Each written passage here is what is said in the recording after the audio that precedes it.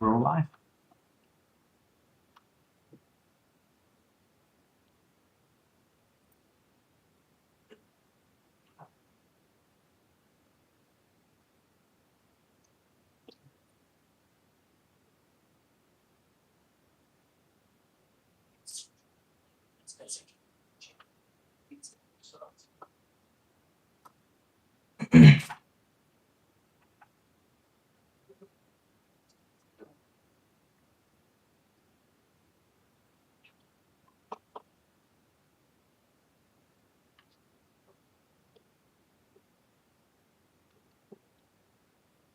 I'll just ask for a POI, but you can POI whenever, and I might, choose to take it or not, okay? All right, I'll start in 3, 2, 1. Why are we pandering to multi-billion-dollar companies who have price gouged in the past, who are in a duopoly? What this debate is actually about is the most vulnerable people. Okay, I'm going to quickly go over some context and framing, about what this policy looks like and who are going to be affected by it. And then I'm going to go on to our 2 main points about the harms that this policy has and the inefficiencies and the ineffectiveness and how it harms these individuals and other individuals. Okay, context and framing. What does this policy look like? Firstly, if your face gets flagged in the system, security escorts you out the door. You're not allowed to enter the store. Why is this likely? First off, the incentive behind this policy is to protect profit. Therefore, it's not feasible for the store to pay someone to follow you around and make sure you don't steal or likewise. I think that's pretty straightforward. Secondly, the second bit of context and framing is what are the people on this list likely to look like, who these guys are trying to identify, who are these guys committing these crimes. Okay. Firstly, these guys are predominantly people who have committed crimes of necessity. The mother who stole baby formula so she can afford the drive to work. This looks like, just necessary products like period products or other sanitary products. Why is this the case? Firstly, just some simple cost-benefit analysis. If you're willing to commit a crime for something of very low monetary value, then the need must be very high. That's relatively intuitive. Secondly, common sense. It's not like you can commit a really high-scale heist on a supermarket in broad daylight. These guys have cans of beans and stuff. We're not looking at diamonds. Okay, the last thing to note is that these crimes are not violent. They're not like ram raids or other crime we may see. The only actor which is affected in this debate is supermarkets, which are in a duopoly, as I flagged in the beginning of the speech, and they have very high profit margins. This crime is going to have a very low impact on them. A packet of nappies is not going to impact these multi-billion-dollar corporations. So thank you. The most important thing then within this debate is the most vulnerable, is basically to prevent harm to the most vulnerable individuals. And just to note, and this will add on to further points within this debate, that Māori and Pacifica are overrepresented within these crimes of necessity because of systemic and historical inequality, meaning that they're more likely to be involved on this list. Okay, I'll take a POI quickly, actually. Given that New Zealand has many social services, for instance, supermarkets in West Auckland for impoverished individuals, which gives them access to free goods, why is it that those who steal are the ones who are the most vulnerable? Well, I think that they can have many barriers to these social services. You have to go to a government office to get these handed out. They're not often as straightforward as you think they are, especially if you're a homeless person living on the street, for example, or sometimes you just simply don't know about them and may think this is the only thing you need to do. I think it's just quite evident the fact that these crimes are committing in the first place, that they are simply, that's simply not true. Now, moving on to our first point, which is basically, the premise of cracking down on shoplifting is bad.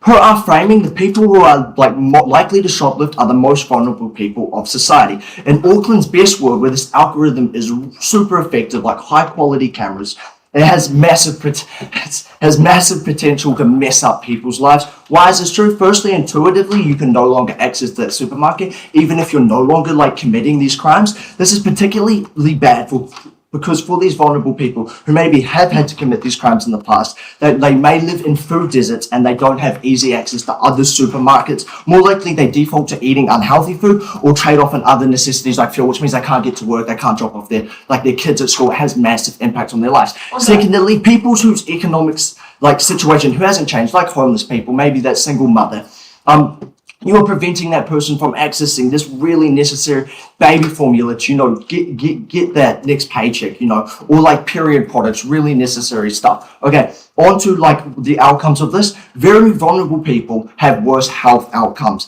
And or like even they could just go to jail because of this or get fined because of this, and it just negatively impacts us.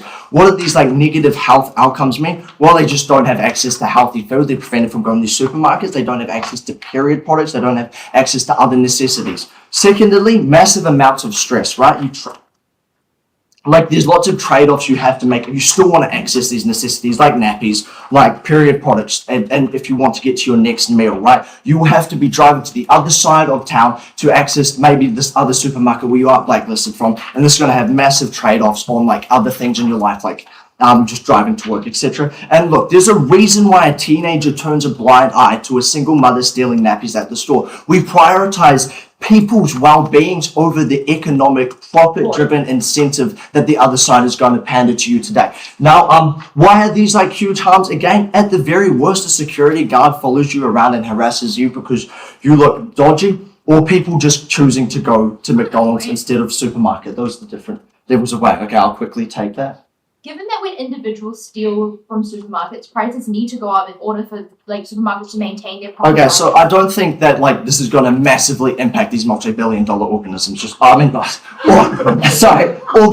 Organizations. Sorry about that. Quickly, just past my bedtime. Okay, on to the second point, which is like the racial profiling of the system. What is the context of this? AI algorithms are notoriously really bad at identifying and distinguishing the faces of non-white people. Two reasons for this. Firstly, these algorithms are predominantly trained on white people, which means they're not well equipped to properly identify like these minorities who are going to be predominantly committing these crimes. Why? The tech industry is predominantly white. And secondly, in the New Zealand context, the sample size for Māori and Pacifica is quite low, and I'm pretty sure we know how like AI training works here. So what does this mean? It's very likely the algorithm misidentifies the faces of minorities, and this causes lots of harm. This looks like, for example, in the news a few weeks ago, a Māori woman in Hamilton who got misidentified and kicked out of a store because of this. Okay. On the second point of like context mechanisms, like faces with lower contrast are just like harder for algorithms to identify and distinguish. So we've proven that the algorithm is bad at identifying minority faces, but why are they likely to be pinned on someone who isn't on this list, like someone who is actually innocent of a crime? Firstly, the algorithm is specifically created to on the side of caution. This is basically because of the incentives of these corporations. If they think you're a criminal, they're going to catch you regardless of whether you actually are. If there's any potential that you are a criminal, they're going to ping you regardless of whether you are. This is what these algorithms are created for. This is because these supermarkets are risk averse to losing all the profits that the other side wants you to be convinced of. Okay. So just what are the outcomes of this? Lots of emotional distress to people. Firstly, lots of emotional distress to people who are falsely identified. Like this is like as simple as being embarrassed to be dragged out. And like if you're from a minority background, you'll probably be incredibly stressed out by like the interactions with law enforcement due to historic injustices and just bad interactions you've had in the past. Secondly, you're likely to be picked up. This is likely to be picked up by the news because it's just easily to sensationalize, like the example I mentioned before, and this can falsely reinforce stereotypes because the average coverage you see about shoplifting, innocent or not, is predominantly going to be about minorities. Thank you, proud to stand.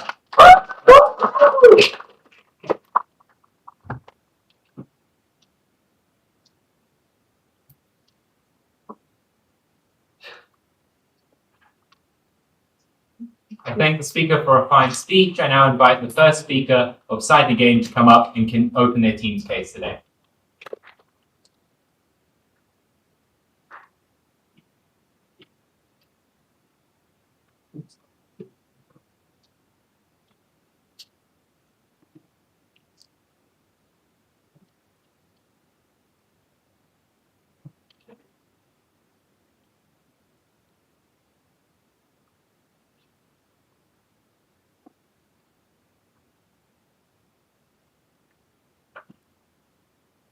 I'm really sorry if you want to buy Affirmative's characterization that the people who steal from large supermarkets are always the most sympathetic actors. The reality is that that's not always the case, and in fact, that's not the most likely case. We're going to tell you down the line why the people who are stealing from these businesses don't deserve sympathy, or in most cases, that at least we're reducing harm to the people that actually don't steal, that aren't affected by the mission. 3 things in the speech. Firstly, some notes on reputation, followed by 3 constructives. Firstly, on a principle of protection. Secondly, on reducing crime. Thirdly, on public perception. But firstly, then, on some notes on reputation. Let's quickly deal with this idea of vulnerable actors that Samuel wants to bring out. We told you at POI that there were other measures that we're willing to support to help these vulnerable actors. Stuff like charity bins, stuff like supermarkets that are based around welfare and the status quo that already exist in places like New Zealand and internationally. We think that we're happy to increase advocacy so that people know about these systems. We think that that means that these are the most likely actors, right? They cannot just come out here and assert that everyone who steals from a supermarket is a mother who's trying to buy nappies. We say that there are also people who go into supermarkets with a knife who want to steal for their own personal benefit. We think that those are also people and like serial robbers who continuously steal from these establishments for their own personal benefit. Those are also the stakeholders that they have to deal with. On a principle, we think that insofar as they're infringing on the rights of people in terms of safety, but also on the possession of companies, it's fine to infringe on those rights. But secondly then, on discrimination of AI and like how AI isn't very good. This is one of the main pushes that Samuel tried to bring out. Firstly, we tell you that AI is going to improve over the long run. Insofar as this discrimination exists, AI developers have incentive to improve the software that these AIs function on. Given that AI is improving at a very fast rate, we think that down the line that they're going to be able to separate minorities or whatnot. We don't think that harm is really big. But secondly, then, let's flip that material. We tell you that in the status quo, human error is far more discriminatory. That is to say that when you have a white security guard in like an impoverished area, they're more likely to have biases. They're more likely to like stop a Pacifica person on the grounds of stealing. We think that that harm is actually worse on their side. First point then on principle. Recognize here that under the social contract theory, states also prioritize the safety for their citizens. We think that that's what it means for the bare minimum of a state, given that they restrict other rights that you as a citizen have. Why then does anything like privacy not stand in this debate? We tell you for 3 reasons. Firstly, on the hierarchy principles, we tell you that the right to safety is much higher because note, both privacy and protection is based on agency. We tell you that you cannot have agency if you're not safe. Protection is more important. Secondly, then on a duty to protect, we think that even if the harm is not that big, insofar as a state knows that that harm exists, that they ought to resist it first and foremost. But even if none of that stands, why then is this principle not sufficient? Why is privacy not sufficient? 3 reasons. Firstly, you can opt out of these large supermarkets. That means that if you feel like your privacy is being treaded on, you can go to like delis and mom and pop shops to get your supermarket instead. We don't think that that's necessarily binding, insofar as you have other alternatives that the privacy of the principle of privacy doesn't stand. Secondly, then we think private companies have the right to do whatever they want with their companies. And thirdly, we think that this principle is breached in other ways, i.e. on the comparative. There are probably people looking at security cameras trying to find these criminals anyways. We think that the principle is non-existent on their side. That means that on the meta, we think that this is the independent path of victory that they cannot win. Secondly, then, on reducing crime. Note, Samuel conveniently characterized for us that these businesses in the status quo have large market shares that they're an oligopoly because historically they've had ability to price gouge, etc. We told you then that structurally people want to steal from these companies explicitly, not others, not like delis, for a number of reasons. Firstly, because insofar as PAK'nSAVE has a huge customer base, you're more likely to feel like you could get away with crime under their side. That means that you're not going to a dairy with that's really small. You're probably going to get caught there. That means you're going to go to PAK'nSAVE. Secondly, then because you feel like you're not stealing from anyone because it's a faceless entity. Why then can they not support any other form of policing on their side, and why have other forms of policing failed in the status quo? 3 reasons. Firstly, because security guards inherently fail because they have incentives to do other stuff like prioritize their own well-being. Secondly, because note here that in the status quo you have no probable cause. That means that companies don't have an encyclopedia of criminals that you can face check face to face. We think that that's why policing doesn't work, because you're given so many people that you cannot find the criminals in the status quo. That means you don't have the ability to process these people. We think the bottom line means is that the other forms of policing doesn't work.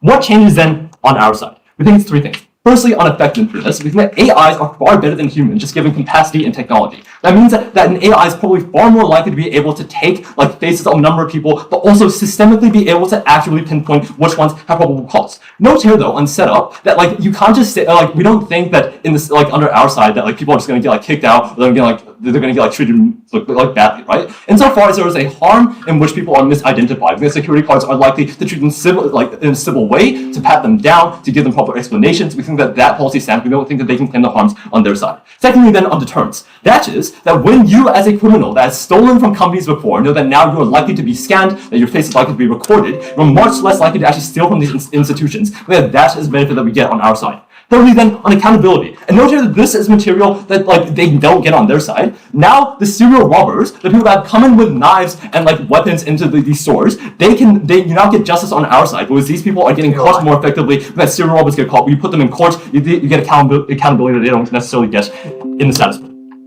The impacts of this point are fourfold, actually. Firstly, on a safer community. That looks like when you walk into a supermarket, you are not, you don't fear that people come into the store with weapons to steal. You don't think that people are going to hurt you in any way. We think that fear is debilitating this debate. We think that is a benefit in and of itself. Secondly, then, we think that insofar as people don't steal a lot, or at least are mitigating the extent to which people do steal, that means that companies don't have to raise prices to keep proper margins up. That means they don't have to hire more security guards to be able to sustain this level of profit. We think fourthly, then, as an employee, and this is a stakeholder that hasn't been dealt with in this debate. Insofar as people are robbing you, are coming into your store with weapons, you as an employee live in fear that will happen. But furthermore, then, you also live in fear of getting fired as long as you don't resist that intruder. We think that is a harm that they have to contend with.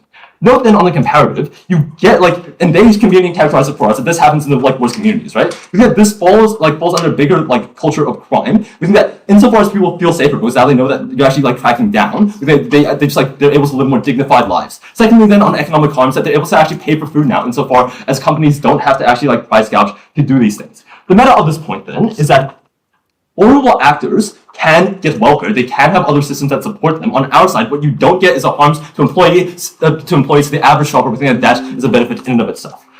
Third point then, on general public. Note, insofar as you are changing crimes to some extent, people feel safer, even if that level of crime change isn't proportional to the benefit that they feel. That's the case. Because media is able to sensationalize these narratives, right? If they think that you're reducing crime, they're going to blow that up. People are going to think, oh, now the police is actually doing their job. We feel so much safer now that our community is actually being protected. We think that, secondly, then on perception, there's just a psychological component. And when you think that you are able to get, now your countdown is safer, you're able to just live better, you're actually just able to get more change. Thirdly, then, on government change, right? We think that national campaigns, and they win off their campaigns of fear-mongering on crime. We think that you remove the opportunity cost then to promote other things. We think that government crackdowns on crime are less likely insofar as the public perceives crime as going down, or that they believe that this is actually improving. We think that that's cloaking material on their side. Why should you care about this? Because for the general public, for everyone outside of those concentrated communities, we think that you are actually improving their perception of life as long as you're telling them that crime is going down, that we're actually improving crime. We think that other than these actors, and we're widening the scope of this debate, we think that you are giving people with more voting power, i.e. the people with time, connections, and lobbying, to actually not focus on policing, but other issues that actually do improve them. Stuff like not focusing on discriminatory laws, but other stuff that actually benefits society. We think that on that basis, on the basis that we actually help everyone in society, we're very, very proud to propose.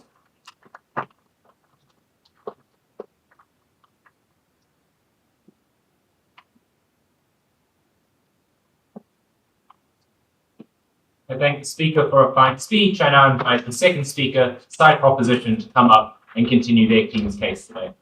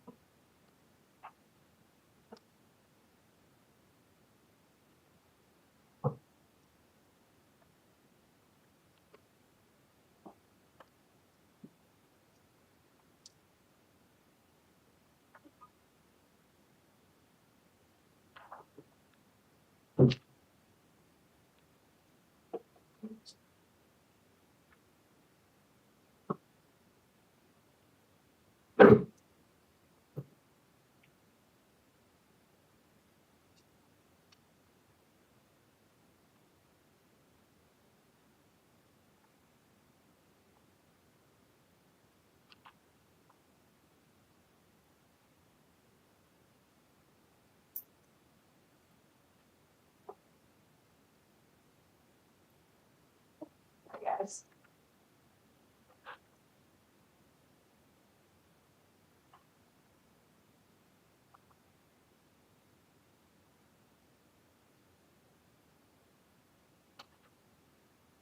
If I am the the kind of person to go into PAK'nSAVE with a knife, I don't think that an AI algorithm to recognize my face is going to make a big difference into how willing I am to commit that violent crime. 3 things to do in my speech. Firstly, some notes on framing. Primarily, how big is this impact on supermarkets? But secondly, what do these people actually look like? Then on racial profiling and like a broader societal harm on like perception. And lastly, on violence and how we actually do exclude those most vulnerable people. Okay, firstly then, on how big is the impact on supermarkets. And note that if we can prove that supermarkets just don't put their prices up, or that they put them up at such a marginal extent that the average person's life is in no way affected, this is just like very, very bad for the next case, right? Because they don't accrue like any kind of significant harm apart from like the risk of knife attacks and countdown. Okay, so what did they tell you, right? They tell you that basically like shoplifting has such a big effect on the like survival of these supermarkets that they need to put their prices up. I think 2 things to note, right? Firstly, they characterize themselves that this is mostly like violent knife crime. Think about how low the incidence of violent knife crime is. Like, how often do you hear about it? If they want to tell you that this mostly isn't crimes of necessity, I think that mitigates quite greatly the scale to which these crimes occur. But secondly, we tell you that these supermarkets are a duopoly, right? They can informally collude. They the president's dilemma to put prices as high as they like in the status quo. It's pretty unclear to me why they have such small profit margins that the one person shoplifting like a bottle of baby formula a day in South Dunedin is like the difference between prices for groceries being affordable and prices for groceries not being affordable. I think way more work needs to be done to do that, right? But I think thirdly, and kind of intuitively, there are just some kind of other reasons why supermarkets can't put prices up, right? Because if they say, oh, we're putting prices up due to shoplifting, like the reason that Walmart can get away with that in America is because Walmart has in times of economic downturn, nobody goes to Walmart and buys Lego sets, right? But supermarkets, those are inelastic goods. People are always going to supermarkets. I think that oh, people are shoplifting is pretty unsympathetic. I think people will be pretty mad. I also think the ombudsman or something will probably just step in as a last ditch resort. What I think that means is that the price increases just aren't that big, right? But they're also spread over millions of people in comparison to very, very deep harms to a few under our side. I think what they really need to prove is that somebody's life is actually going to be affected by getting an extra 5 cents on bananas, even if that doesn't materialize. I don't think that they've met that analytical bar, and they kind of put them on the back foot, right? I'll take a PI before I move on. Would you not rather the vulnerable actors in this debate those welfare systems rather than actually Right. I'm going to get into that right now. What they tell you is that the minorities who are excluded by supermarkets because of cost of whatever can just go to social services. I think 3 responses here. Firstly, even in their best case where you believe that they circulate massive amounts of education and conjunction with this policy, I think there's a lot of historic distrust, right? If you went to social services and they told you to get a job and to stop being lazy, I think when they then tell you, oh, we're going to give you free food at the supermarket in South D, you probably just don't trust them, right? Because that's the same person who screws you over time and time again. There isn't a good relationship there. Secondly, I think that the scale of these programs is never going to meet demand, right? I think even if you have one supermarket offering free food in South Auckland, I think there are way more people who need that service, right? And probably need to engage with it in another way. Look, there are no wealthier supermarkets in South Dunedin, right? They can tell you that there are, but the fact is that there aren't. People still need help, right? Unless they can prove that every single person is now able to engage with these amazing wealthier supermarkets, I think that they just can't win, right? I think the last to note here is that the incentive to provide wealthier supermarkets is pretty low because people are going to get really mad about this, right? People don't like their taxpayer dollars being wasted on people that they think are leeches on society, right? Obviously that's not true, but it's sadly the way that it's viewed. I think that means that there are lots of minorities who are excluded. They can't access these welfare programs, right? That means that they're going to have all those harms that we told you are so bad to kind of no response to the actual harms as Sam. I want to talk now quickly a note on their principle. Firstly, I think everything we heard on privacy was really unstrategic. We literally don't care about violation of privacy that has nothing to do with our case, right? But I think that the other things they tell you is that you can just go to other stores, right? But they tell you themselves later on that mom and pop stores are more expensive, right? This is obviously true because of economies of scale. If you can't afford to go to a normal supermarket, you can't then trade off your privacy by going to a store that is just way more expensive. That makes literally 0 sense, right? So that material from them didn't work either. Let's talk then about racial profiling. I think this is a really massive harm in the debate because even at the point in time when you believe that the people are there's not vulnerable people who are getting cut out by the a more effective prevention of shoplifting, this is still an independent victory for us. They tell you that the algorithm will get trained out over time. Firstly, I don't think that we should be willing to make this harm in the short term, but we tell you a couple of things. Firstly, on human bias, I think that most supermarket workers just actually don't care, right? They're mostly teenagers. You work at PAK'nSAVE, I don't think you're hunting down shoplifters in the aisles, right? Their own material supports this when they tell you that security guards don't care, right? That was really bad for their case. But secondly, I think people are really sympathetic, right? When you see that single mother shoplifting formula, people look the other way because they don't want to be the person who is responsible for a baby starving, or they feel like that's what's going to be true. Even if you think that people are kind of racist subconsciously, I think your need to not see people starve, feel like you're the snitch who's making that happen, probably wins out over a subconscious bias in most cases. Okay, but I want to give a new outcome here as to why this racial profiling material is so bad. Because the worst case is criminalization. Even if you believe that a lot of the people committing these crimes are just rich kids doing it for kicks, they get a fine, they get community service, they get a slap on the wrist. But for the vulnerable people who there are a few of them committing these crimes, they can't pay the fine, they can't afford to take time off or work. That means they're way more likely to serve time. Even if this is only a tiny minority of cases, there are massive community harms, right? Because these are the people that are providing by stealing. When they go away, there's no one to feed that baby anymore. But secondly, look, if they want to talk about safety and preventing harm, this is how you increase recidivism, right? By putting people in the prison system, cutting them off with their family, and teaching them how to do crime better, right? That's what prison does. Let's talk lastly then on violence. They want to make this the main thrust of their case, aside from privacy, but note that it lies downstream categorization. If you believe, rather intuitively, that most people committing these crimes are doing it because they have to, note that a supermarket doesn't provide ultimate adrenaline or whatever. We tell you it's just that thing that you do when you really have no other option.